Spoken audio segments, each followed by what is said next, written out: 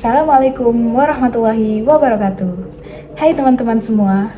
Perkenalkan, saya Rahma Natasha dengan NIM 2305111293, mata kuliah Ilmu Gizi, kelas PJKR 5A dengan dosen pengampu Bapak Denny Pradana Saputro, MPD. Baik teman-teman semua, jadi di sini saya akan membuat video edukasi yaitu tentang gizi seimbang untuk generasi sehat.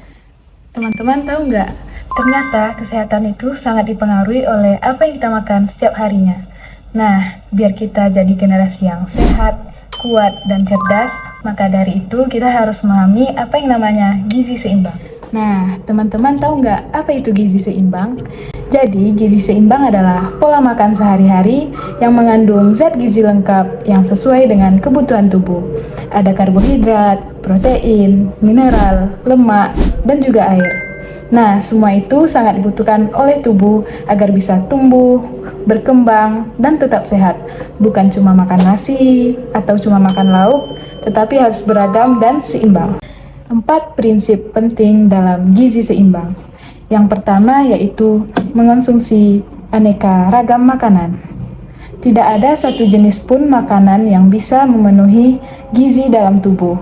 Oleh karena itu, kita harus makan variasi yang lengkap, seperti karbohidrat, protein, lemak sehat, sayur, buah, vitamin, dan mineral.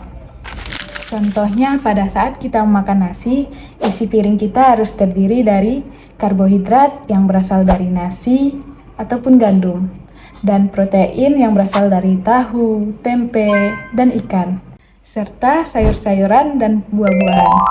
Yang kedua yaitu membiasakan perilaku hidup bersih, karena kebersihan sangat berhubungan erat dengan kebutuhan gizi.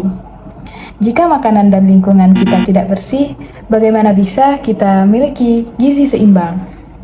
Kita akan mudah terinfeksi dengan penyerapan kebutuhan gizi. Contohnya yaitu kita harus mencuci tangan sebelum makan dan membersihkan alat-alat makanan kita. Yang ketiga yaitu melakukan aktivitas fisik. Aktivitas fisik diperlukan agar energi dari makanan digunakan secara optimal dan tidak menumpuk menjadi lemak. Selain itu, olahraga juga bisa meningkatkan kebugaran, daya tahan tubuh, dan membuat jadi lebih sehat. Nah, dalam aktivitas fisik ini, teman-teman bisa lakukan jalan kaki, bersepeda, olahraga rutin minimal 30 menit dalam sehari. Yang keempat yaitu memantau berat badan secara teratur. Berat badan adalah indikator sederhana dalam status gizi. Dengan memantau berat badan, kita tahu apakah gizi kita kurang, normal, atau berlebih.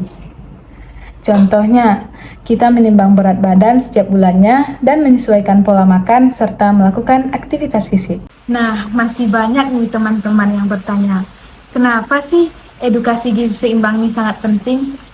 Karena kalau kita paham gizi seimbang, maka kita dapat mencegah masalah gizi yang ada di Indonesia.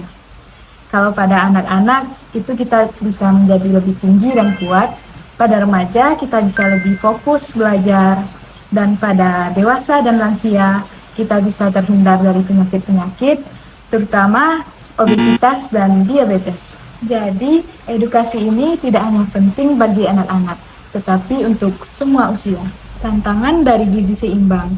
Nah, masih banyak nih yang suka pada makanan yang cepat saji, jajanan yang manis, dan jajanan yang tidak sehat.